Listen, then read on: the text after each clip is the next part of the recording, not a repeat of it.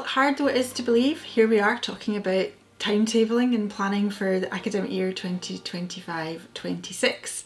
And there are really three messages that are really important from my perspective.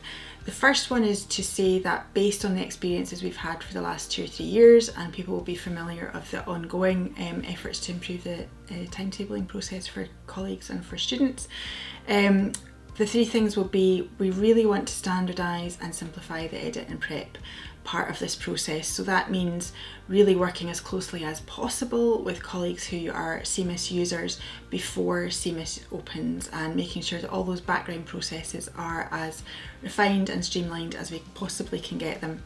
And you might recall that we have some test and learn ambassadors, and we have some experts who we've seconded from schools and colleges. So really just important to reassure people that we will not be bypassing the expertise of colleagues within schools who have responsibility for timetabling. So this is a team effort, but with an additional level of expertise within that central team and that central process. So that's the first thing, and academic colleagues are really critical to this, because it's the academics who know how they want to teach and what their teaching requirements will be. So we're really looking for that really strong partnership between our professional services colleagues and academics to make sure that as early as possible in timetabling we've got that edit and prep absolutely as accurate as we possibly can.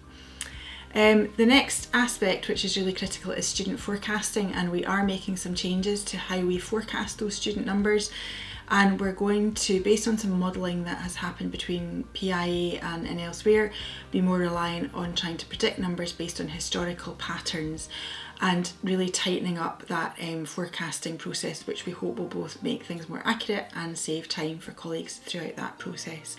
And the other final third part that I want to talk about is just the course size forecasting. We know this is really tricky.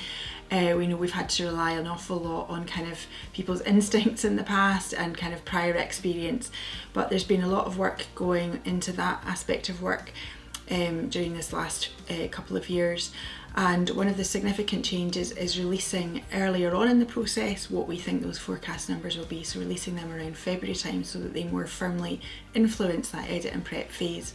Some technical changes that are going on this year to try and make sure that the process is as streamlined and manageable and accurate as it possibly can be, and we will be starting all of this very soon, early in 2025.